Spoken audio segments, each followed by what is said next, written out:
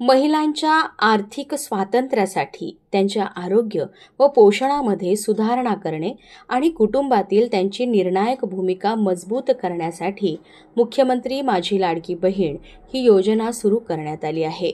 शासनाकडून जिल्हा स्तरावर या योजनेच्या लाभार्थींचे वय, पडताळणी यादी व एका परिवारातील 2 पेक्षा जास्त लाभार्थी यादी प्राप्त झाली आहे.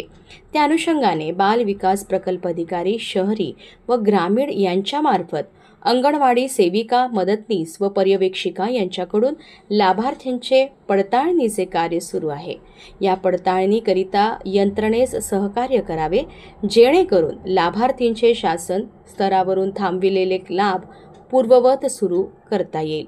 अधिक माहितीकरिता तालुका स्तरावरील बाल विकास प्रकल्प अधिकारी कार्यालय तथा जिल्हा स्तरावर जिल्हा माहिती व बालविकास अधिकारी कार्यालय येथे संपर्क करावा, असे आवाहन जिल्हा महिला व बालविकास अधिकारी मीनाक्षी भस्मे यांनी केले आहे.